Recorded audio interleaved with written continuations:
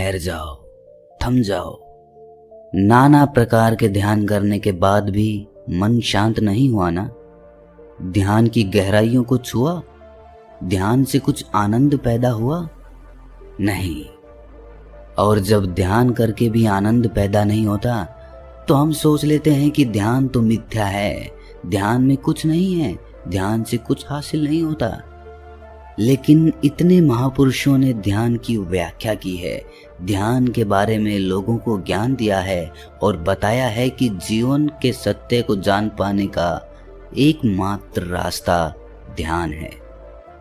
तो कहीं ना कहीं ध्यान में सच्चाई तो बसती है। वो बात अलग है कि हम उसे पहचान नहीं पाते या ध्यान की गहराइयों में जा नहीं पाते, लेकिन उसका कारण हम स्वयं होते हैं। हमारी आदतें हमारे विचार का रूप लेकर ध्यान की गहराइयों में जाने से हमें रोक देती है। अगर आप गहरे ध्यान का अनुभव करना चाहते हैं तो जो आदतें मैं आज आपको बताने वाला हूं, अगर वो आप छोड़ देते हैं, आप त्याग देते हैं, तो आप ध्यान में आसानी से उतर पाएंगे। और अगर एक बार आप ध्यान में उतर गए तो बस फिर आनंद ही आनंद, मन में शांति ही शांति। आखिर वो कौन सी आदतें हैं जो ध्यान में रुकावट पैदा करती है? चलिए इस कहानी के माध्यम से समझते हैं। इससे पहले कि आप इस कहानी में खो जाएं, इस चैनल को सब्सक्राइब जरूर कर लें। तो चलिए कहानी शुरू करते हैं। बात उस समय की है जब भगवान बुद्ध नगर नगर घूमकर ध्यान का प्रचार प्रसार कर रहे थे। इसी काम के लिए उन्होंने बहुत से बौद्ध भिक्षुओं को भिक्षा देकर और ज्ञान देकर अलग अलग दिशाओं में भेज दिया था, जो बुद्ध की तरह ही अलग अलग नगरों में उनकी सीख, उनके ज्ञान का प्रचार प्रसार कर रहे थे। ऐसे ही एक बौद्ध भिक्षु उत्तर भारत के एक गांव में आया हुआ था। वहां पर रहकर वो गांव वालों को ध्यान की शिक्षा दीक्षा दिया करता था और वहीं से भिक्षा मांग कर खाया करता था। वो नित्य सुबह और शाम गांव के लोगों को बुलाकर ज्ञान के ऊपर उपदेश और ध्यान की प्रक्रियाएं कराता था। ऐसे ही एक दिन चंद्र नाम का युवक अपने बहुत सारे मित्रों के साथ वहां पर ध्यान करने के लिए आता है। लेकिन 10 दिन तक ध्यान लगाने के बाद भी उसके अंदर कोई आनंद पैदा नहीं हुआ। इससे उसका मन ध्यान से हटने लगा। लेकिन चंद्र बहुत ही दृढ़ संकल्पी आदमी था। वो कैसे भी करके ध्यान की अवस्था को प्राप्त करना चाहता था। इसीलिए एक दिन संध्या समय उसने उस बौद्ध भिक्षु से एक सवाल पूछा। चंद्र ने कहा कि गुरुदेव, आप हमें ये तो बताते हैं कि ध्यान करने के लिए किस तरह की जीवन शैली अपनानी चाहिए, क्या क्या काम करने चाहिए, क्या क्या आदतें अपनानी चाहिए। आप हमें सब कुछ बताते हैं, लेकिन फिर भी मैं ध्यान में नहीं उतर पा रहा हूँ।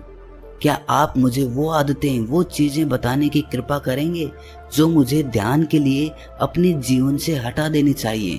मतलब वो आदतें जो मुझे ध्यान में गहरे उतरने के लिए छोड़ देनी चाहिए।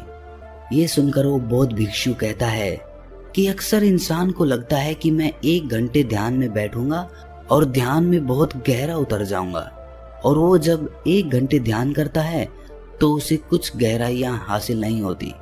अब समझने की बात यह है कि ध्यान कोई खेल, कोई काम नहीं है जो आपको 1 घंटे ही करना है। ध्यान जीवन जीने की शैली, जीवन जीने का तरीका है। इसीलिए जीवन के हर कार्य में ध्यान का होना बहुत जरूरी है, वरना तो आप 1 घंटे के ध्यान में कुछ भी हासिल नहीं कर पाएंगे। अक्सर लोग ध्यान की एक दिनचर्या बना लेते हैं। वो सुबह और शाम रोज ध्यान करते हैं, लेकिन वो ध्यान तभी कारगर होगा जब आप दिन में काम करते वक्त, उठते बैठते, खाते पीते वक्त भी ध्यान के बारे में समझते रहते हैं। और उसी जीवन शैली के कारण आपका वो 1 घंटे का ध्यान गहरा बनेगा। इसके बाद उस बौद्ध भिक्षु ने कहा कि अगर तुम कुछ आदतें, कुछ निरर्थक बातें अपने जीवन से हटा दो तो भी तुम्हें ध्यान की गहराइयों में उतरने में आसानी होगी। लेकिन वो आदतें हैं क्या?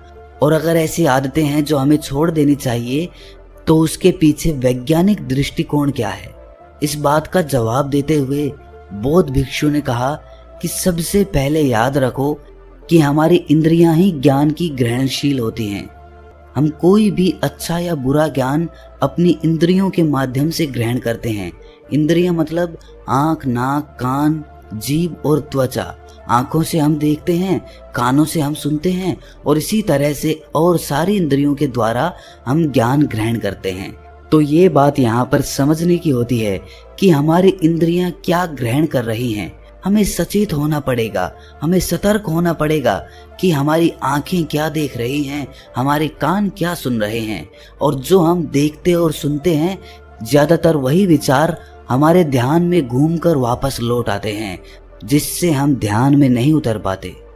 अगर हम अपनी 5 इंद्रियों के प्रति सचेत हो जाते हैं, जैसे कि हम अपनी आंखों से क्या देख रहे हैं, हम अपने कानों से क्या सुन रहे हैं, हम अपनी जीभ से कैसा स्वाद ले रहे हैं, हमारी त्वचा पे किसी का स्पर्श हमें कैसा अनुभव देता है और हम अपने नाक से कैसी सुगंध ले रहे हैं। अगर हम इन सब इंद्रियों के प्रति सचेत हो जाते हैं तो हम निरर्थक ज्ञान को अपनी इंद्रियों के दूर से ही बाहर भेज सकते हैं। लेकिन वो तभी संभव होगा जब हम सचेत रहेंगे। जैसे कि हमें किसी ने गाली दी, हमें पता है कि हमारे कानों ने गाली सुनी, लेकिन हमने वो ली ही नहीं, हमने वो अपने अंदर जाने ही नहीं दी। और वही कान जब ज्ञान का उपदेश सुनते हैं तो वो पूरा ध्यान लगा देते हैं, पूरे सचेत होकर पूरे होश में वो पूरा ज्ञान ग्रहण कर लेते हैं। इसी तरह से और सब इंद्रियां हमें अलग अलग अनुभूति देती हैं। जैसे कि किसी वेश्या का स्पर्श और एक माता का स्पर्श, दोनों के स्पर्श में बहुत अंतर होगा, लेकिन अगर हम सचेत होंगे तो दोनों के स्पर्श को हम अलग अलग तरीके से अनुभव कर पाएंगे और ये देख पाएंगे कि किस स्पर्श के कारण हमारा मन अशांत होता है। और दूसरी आदत जो एक नवयुवक या कहें कि जो आदमी नया नया ध्यान करने लगा है, उसकी प्रक्रिया में बाधा बनती है, वो है संयम। हर इंसान, हर आदमी सब कुछ बहुत जल्दी पाना चाहता है और ये ध्यान के संबंध में भी सच हो जाता है। जब आदमी ध्यान करता है तो सोचता तो वो है कि मैं 1 घंटे तक ध्यान करूंगा, लेकिन वो 5 मिनट के अंदर ही ज्ञान की गहराइयों में जाना चाहता है। लेकिन ध्यान तो ठहराव है, ध्यान तो रुक जाना है, ध्यान तो ठहर जाना है, थम जाना है। जरा सोचिए, क्या जल्दबाजी करके हम ठहर सकते हैं? क्या ये दोनों चीजें एक साथ हो सकती हैं? जल्दबाजी, थम जाना? नहीं हो सकता, कभी नहीं हो सकता।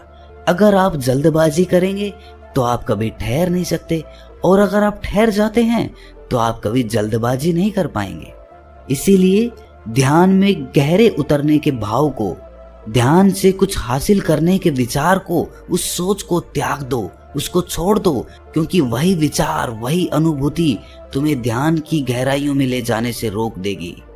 कुछ हासिल करने की सोच लेकर यहाँ पर कुछ हासिल नहीं होता। खाली हाथ लौट जाओगे और बाद में पछताओगे कि मैंने तो मेहनत की और ध्यान से कुछ हासिल नहीं हुआ। लेकिन ऐसा था नहीं, क्योंकि तुम कुछ पाने के मकसद से गए थे, इसीलिए तुम्हें कुछ नहीं मिला। और जिस दिन तुम कुछ पाने के मकसद से नहीं बल्कि कुछ देने के मकसद से ध्यान करोगे तो तुम ध्यान की गहराइयों को छू पाओगे। तो तुम्हें अनुभूति होगी कि ध्यान क्या है और ध्यान का आनंद क्या है। इसीलिए संयम रखो, सब्र रखो। सब्र के फल हमेशा मीठे होते हैं, ये हमने सुना तो है लेकिन कभी अमल नहीं किया। लेकिन अगर जीवन के आनंद को अनुभव करना है तो संयम और सब्र ये आपको अपनाना होगा और जल्दबाजी की आदत छोड़नी होगी। कोई भी काम करें, कुछ भी करें, आराम से, शांत भाव से। कुछ जल्दबाजी करने की जरूरत नहीं है, क्योंकि आपके जल्दबाजी करने से या संयम रखने से उस काम पे कोई फर्क नहीं पड़ेगा। वो काम तो फिर भी पूरा होगा। हो सकता है उसमें वक्त थोड़ा ज्यादा लग जाए, लेकिन वो वक्त ही आपके लिए ध्यान का रूप बन जाएगा। इसीलिए संयम रखें, सब्र रखें और सब्र से ही हर काम करें। तीसरी आदत जो आदमी को ध्यान की गहराइयों में उतरने के लिए छोड़ देनी चाहिए वो है कि ज्यादा लोगों से दोस्ती। जी हाँ, आपको सुनने में ये अजीब लगता होगा, आपको तो लगता होगा कि ज्यादा से ज्यादा दोस्ती करने से हमारा वर्चस्व फैलेगा, लोग हमें जानेंगे। लेकिन ध्यान के संबंध में ये आदत आपके रास्ते में बाधा बन सकती है। अब सोचिए, ज्यादा लोगों से दोस्ती कैसे बाधा बन सकती है? जब आप ज्यादा लोगों से दोस्ती रखते हैं, इसका मतलब ये है कि आप अपने एकांत का आनंद नहीं उठा पा रहे। आपको खुश रहने के लिए, जोश में रहने के लिए और लोगों की सहायता चाहिए होती है, और इसीलिए आपने बहुत से लोगों से दोस्ती बना रखी है। लेकिन वो दोस्त या वो दोस्ती आपको अपने एकांत तक नहीं पहुंचा सकती, आपको अपने आनंद तक नहीं पहुंचा सकती, क्योंकि वो दोस्ती आज नहीं तो कल खत्म हो जाएगी। उसके बाद आपको अकेले ही रहना पड़ेगा। तो क्यों ना आज से ही मैं अपने अकेलेपन को स्वीकार कर लूं और अपने एकांत की तरफ यात्रा शुरू करूं। और इस संबंध में एक और समस्या पैदा होती है, तो हमें ज्यादा समय उनके साथ बिताना पड़ता है। उनको खुश करने के लिए तरह तरह का अभिनय करना पड़ता है। और यही बात लागू होती है ज्यादा प्रेम संबंधों में। जो आदमी बहुत ज्यादा प्रेम संबंध रखता है, मतलब बहुत ज्यादा औरतों के साथ संभोग करता है, उनके साथ रहता है, ऐसे आदमी के चित्त से भी शांति गायब हो जाती है, क्योंकि उसका दिमाग और उसका मन उसी तरह फटका रहेगा, उसी की ओर आकर्षित रहेगा। और आज नहीं तो कल जब वो ध्यान में बैठेगा तो उन्हीं के चित्र, उन्हीं दोस्तों के, उन्हीं औरतों के वो बार बार हमारे ध्यान में घूमते रहेंगे। इसीलिए कम लोगों से दोस्ती रखो, ऐसे लोगों से दोस्ती रखो जो ध्यान की तरफ अपनी यात्रा तय कर रहे हों, ताकि आप उनके साथ बैठें तो आपकी चर्चाएं व्यर्थ ना हो, किसी की चुगली ना हो, किसी के बारे में बुरा ना कहें, सिर्फ हम ध्यान के बारे में ही चर्चा करें, ताकि वो दोस्ती एक सत्संग बन जाए और उसमें हम ज्ञान की गहराइयों को छू पाएं, सत्य को समझ पाएं, और जिससे हम ध्यान के बारे में भी समझ सकें। किसी दूसरे से उम्मीद या आकांक्षा आपको हमेशा दुख देगी। हो सकता है एक दो बार के लिए आपको सुख मिले, आपको कोई फायदा मिले, लेकिन बाद में वो चीज आपको दुख ही देगी, क्योंकि जब आदमी आपकी उम्मीदों पर खरा नहीं उतरता तो आपके दिल पर आघात पहुंचता है। इसीलिए अगर उम्मीद रखनी है तो खुद से रखो, अपने परिवार वालों से भी कोई उम्मीद मत रखो, अपने बेटे से, अपने पिता से कोई उम्मीद मत रखो। बिना उम्मीद के उनसे प्रेम करो, बिना आकांक्षा के उनके साथ रहो। उसके बाद खुद से उम्मीद करो, खुद से आकांक्षा करो कि मैं ये कर सकता हूँ या नहीं कर सकता हूँ। अगर आप खुद से उम्मीद करेंगे तो ही आप अपने आनंद की तरफ यात्रा कर सकते हैं। अच्छा, मैं आपसे एक सवाल पूछता हूँ, क्या दूसरों को खुश करने से आपको खुशी मिलती है? शायद आप इसके जवाब में हाँ बोलेंगे। ऊपर से देखने पर तो ऐसा ही लगता है कि हाँ भाई, हम किसी को खुश करते हैं, हमारी वजह से कोई खुश होता है तो हमें भी आनंद मिलता है।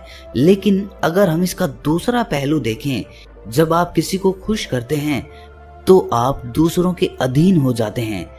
कहने का अर्थ ये है कि किसी आदमी को खुश करने के लिए आपको ये जानना होगा कि उस आदमी को खुशी किस चीज से मिलती है, और जब आप ये जान लेते हैं तो आप वही करने की कोशिश करते हैं जो चीज उस आदमी को खुशी देती है। लेकिन बहुत बार ऐसा होता है कि जो चीज उस आदमी को खुशी दे रही है उसको करने से मुझे खुशी नहीं मिलती, लेकिन उसे खुश करने के लिए मुझे ये काम करना पड़ता है। इसीलिए मुझे अपने जीवन के आदर्शों को ताव पर रखना पड़ता है, और कई बार उन आदर्शों का उल्लंघन भी हो जाता है। किसी को खुश करिए, खुश करना अच्छी बात होती है, लेकिन अपने आदर्शों और अपने मूल्यों को ताव पर रखकर नहीं। जैसे कि किसी मित्र ने हमें कोई भोज का निमंत्रण भेजा है, हम वहां पर जाते हैं, लेकिन साथ में वो हमें मदिरा और धूम्रपान भी करने के लिए कहता है, लेकिन हम करना नहीं चाहते, लेकिन उसको खुश करने के लिए हम वो काम भी कर लेते हैं, जिसके बाद हमारा मन अशांत होता है, शांति खो जाती है। अगर आपका मन मदिरापान करने का नहीं कर रहा है तो कोई मतलब नहीं बनता कि आप दूसरे को खुश करने के लिए वही काम करें जिससे वो खुश होगा। भाई, मैं मदिरापान करूंगा उससे आपको खुशी मिलेगी, इस बात का क्या संबंध है? इसीलिए अज्ञानता के अंधेरे से बाहर आएं, समझे, देखें, विवेक का इस्तेमाल करें, बुद्धि का इस्तेमाल करें, आपको सब कुछ खुद ही स्पष्ट नजर आने लगेगा। मेरा काम आपको शिक्षा देना नहीं है, कोई प्रवचन देना नहीं है, बल्कि आपका विवेक जगाना है। और जिस दिन आपका विवेक जाग गया, आपको किसी को सुनने की जरूरत नहीं पड़ेगी, आप खुद के गुरु स्वयं होंगे, और उसके बाद आपको कोई धोखा, कोई फरेब नहीं दे पाएगा। और अगर अज्ञानता से बाहर आना है तो एक छोटी सी प्रक्रिया हमेशा करते रहिए। अपनी श्वास के प्रति, अपनी सांसों के प्रति सचेत रहिए। अगर सांस छोटी जा रही है तो हम जान रहे हैं कि सांस छोटी है, और अगर सांस लंबी जा रही है तो हम जान रहे हैं कि सांस लंबी है। और वो सांस नाक के कौन से कोने से टकराकर बाहर आ रही है, इसके बारे में भी हमें सचेत होना होगा। इस क्रिया को कुछ भी काम करते वक्त अपने दिमाग में रखिए। इसके बाद आप ज्ञान को धीरे धीरे हासिल करने लगेंगे। आपका अज्ञानता का अंधकार विलीन होता चला जाएगा। उसके बाद आप ध्यान की गहराइयों में जा पाएंगे। तो दोस्तों, कैसी लगी ये कहानी आपको कमेंट सेक्शन में जरूर बताएं, और अच्छी लगी तो इस चैनल को सब्सक्राइब जरूर कर लें।